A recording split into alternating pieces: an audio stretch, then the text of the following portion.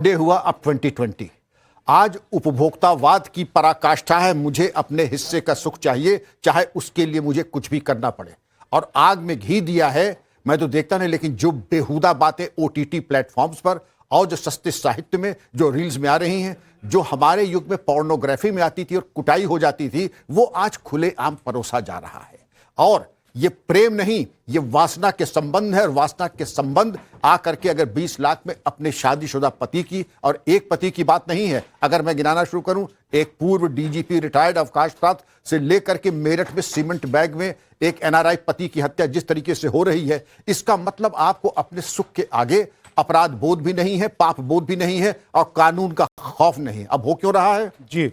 एक जो पूर्वाग्रह, एक प्रेजुडिस और एक मन में अवधारणा होती है कि महिला गलती कर ही नहीं सकती है। जैसे ब्रिटिश लॉ में है कि the king can do no wrong, the woman can do no wrong. अब ये अवधारणा बिल्कुल बदल चुकी है। दिखाई ये पड़ रहा है कि जो समाज का ताना बाना 2 साल में सत्यानाश हुआ है, उसके बारे में रीथिंकिंग और रीबूटिंग होनी पड़ेगी, जिससे कि हम समझ सकें कि जो अपराध हो रहा है वो कोई भी कर सकता है। और आरोपी और भुक्तभोगी दोनों की परिभाषाएं आपको बदलनी होगी। ठीक है रेखा मैम, क्या सर जो कह रहे हैं उससे आप सहमत हैं, या आपको लग रहा है कि महिलाओं को जो कुछ राइट्स दिए गए हैं उन राइट्स का बेजा इस्तेमाल हो रहा है, और उन्होंने महिलाओं को इतना ज्यादा, जैसे हमको स्वतंत्रता की आजादी है, लेकिन हम कितने स्वतंत्र हैं, कहां कहां हमारी स्वतंत्रता की आजादी का हमें इस्तेमाल करना है, कहां हम अपने कानून का इस्तेमाल करना है, इसको भी ध्यान में रखना होता है। लेकिन वो सब सीमाएं, रेखाएं अब खत्म हो गई हैं और महिलाओं को लगने लगा है कि नहीं, अब भाई मैं जो चाहूंगी करूंगी, चाहे उसके लिए मुझे कत्ल कर देना पड़े तो मैं वो भी कर सकती हूं। देखिए, जहां भी अधिकारों की बात होती है उसके साथ साथ कुछ ड्यूटीज भी होती हैं। जो अधिकार हैं, जो राइट्स हैं, वो अपने आप के अंदर इंडिपेंडेंट नहीं होते। एक भारतीय नागरिक होने के कारण हमारे को जो संविधान के अंदर भी जो फंडामेंटल राइट्स मिले हैं, वो भी हमें जो जीने के जो अधिकार देते हैं, जैसे हम जीवन को जीना चाहते हैं, पर हर अधिकार के साथ में एक रीजनेबल रिस्ट्रिक्शंस होती हैं।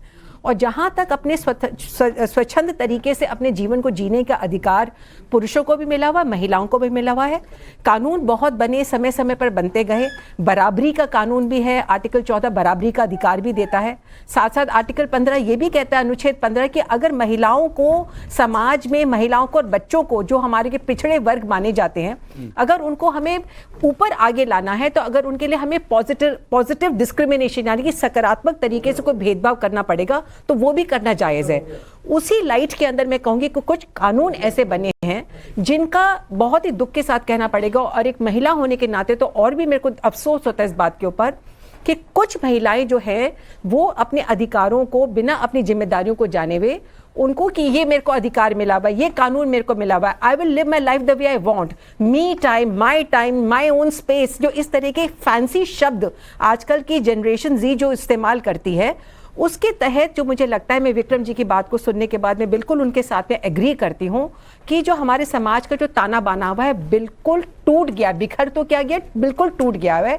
और उसी के तहत जो इस तरह के जो अपराध हो रहे हैं, जहां पर सिर्फ अपनी जो ग्रेटिफिकेशन है कि मैं, आई माई सेल्फ एंड मी, उसके तहत जो महिलाएं हैं, बहुत अफसोस की बात है, कुछ पुरुष भी और कुछ महिलाएं भी, जैसे कहते हैं कि एक खराब मछली पूरे तालाब को दूषित करती है, उसी तरीके से इस तरह की जो कुछ घटनाएं हमारे सामने आते हैं। ऑफ कोर्स अभी बहुत जल्दी है कुछ भी कहना, अभी सब बातें ट्रायल की बातें हैं, अभी कुछ भी नहीं कह सकते, और हमको बिल्कुल मीडिया ट्रायल नहीं करनी है।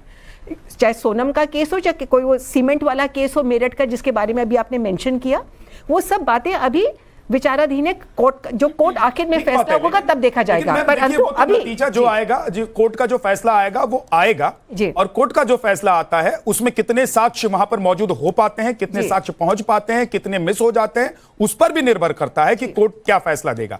लेकिन कुछ बातें आपकी आंखों के सामने होती हैं, और उन बातों को देखकर आप ये समझ जाते हैं कि चीजें बदल रही हैं और मनोविज्ञान भी बदल रहा है। कक्कर साहब, क्या मानसिक तौर पर, मनोवैज्ञानिक तौर पर अब लड़की हो या लड़का हो, शादी के बंधन से मुक्त होकर वो शादी के बंधन में रहना चाहते हैं, या फिर मेटेरियलिस्टिक लाइफ में जिसमें हम लोग जीते हैं, उसकी जरूरतों ने सारी हदों को पार करने के लिए मजबूर कर दिया है? क्योंकि ये जो केस है, वो ये केस बता रहा है कि ये लड़की ले गई हनीमून के लिए, सोने का चेन पहनवा कर ले गई, पैसे निकलवा कर ले जाती है, और पूरी की पूरी मंशा जो दिखाई देती है वो ये दिखाई देती है कि कहीं ना कहीं उसको इस बात का अंदाजा था कि जो उसका प्रेमी है वो उसकी भरपाई नहीं करेगा, उसकी जरूरतों की भरपाई नहीं कर पाएगा, इसलिए भरपाई जरूरतों की कहीं और से हो और रहेंगे प्रेमी के साथ। देखिए, जो आज का ज़माना है वो ग्लोबलाइजेशन का ज़माना है और सोशल मीडिया का ज़माना है। इसके साथ साथ जो रेजिंग होती है, जब रेस करते हैं बच्चे, चाहे लड़का हो चाहे लड़की हो, उसको एक बराबर देखा जाता है और एक बराबर रेस किया जाता है। तो जब वो रेस बच्चा होता है तो उसको एक अपनी इंडिपेंडेंस चाहिए, उसका एक अपना कंफर्ट जोन होता है और वो उस कंफर्ट जोन से अपनी ज़िंदगी को आगे लेके जाना चाहता है। और इसीलिए आज की डेट में जो आपने बहुत महत्वपूर्ण पहले बात करी, मैं आपको एग्जाम्पल देता हूँ। आज की डेट में जब बच्चों की शादी भी हो जाती है तो पहले पेरेंट्स कहते थे कि तुम हमारे साथ रहो, बहू हमारे साथ रहेगी। आज की डेट में वो कहते हैं नहीं, तुम हमारे साथ मत रहो, तुम किराए के घर में रह लेना, क्योंकि उनको खुद नहीं पता कि आगे जाके क्या होने वाला है। नहीं सर, मैं थोड़ा सा आपको रोक रहा हूं कि देखिए, हम सामाजिक जीवन में हम लोग रहते हैं, हम सभी आप लोग रहते हैं। मदर फादर क्या ये चाहते हैं कि तुम अलग रह लो, या फिर शादीशुदा जोड़ा जो है वो चाहता है कि नहीं मदर फादर के साथ रहना पड़ेगा तो कुछ बंदिशें होंगी, और उन बंदिशों में हमको बंद कर नहीं रहना है, इसलिए हमको एक अलग चॉइस चाहिए, एक अलग जगह चाहिए, एक अलग फ्लैट चाहिए, एक अलग घर चाहिए, एक अलग कोठी चाहिए। आप आज की डेट में जो कानून जिस तरह चल रहा है, जो वुमेन सेंट्रिक कानून अनफॉर्चुनेटली है, आज की डेट में तो पेरेंट्स पहले ही अपने बच्चे को कह देते तुम अलग रहना, क्योंकि कल को हमारे घर के ऊपर भी आ जाएगा, जो कानून केस होगा तो वो जो पोजेशन राइट आ जाएगा और जो भी चीजें हैं। वैसे ही आज की डेट में जब शादियां हो रही हैं तो ये भी एक्सचेंज होता है कि अकाउंट्स के कितनी डाउरी जा रही है, कितने पैसे खर्च रहे हैं।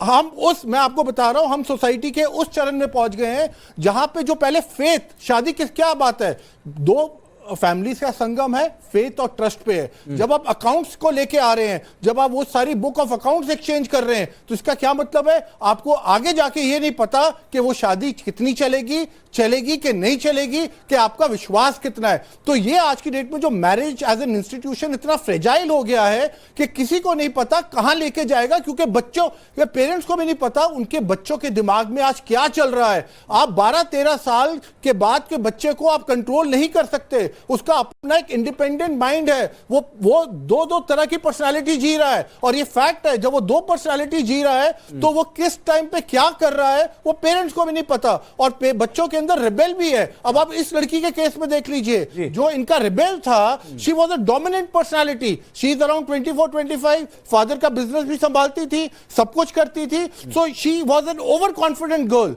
और इसने किसके साथ अफेयर करा? The boy who was 5 years younger to her, in 21 year old। इस पूरे इसके master plan, master mind is this girl, और जो एग्जीक्यूशन है, जो माइक्रो मैनेजर है, that is that fellow.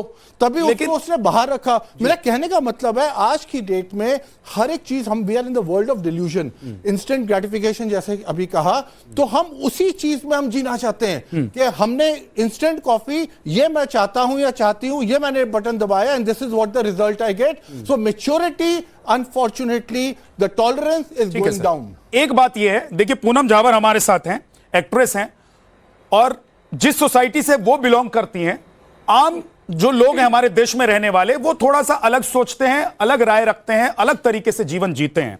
Poonam झावर, जिस सोसाइटी से आप बिलोंग करती हैं, वहां पर बहुत सारी आजादी होती है, वहां पर कोई पूछने वाला नहीं होता है कि तुम कहां जा रही हो, क्या कर रही हो, कैसे कर रही हो, और कब आ रही हो, कब तुमको कहां जाना है।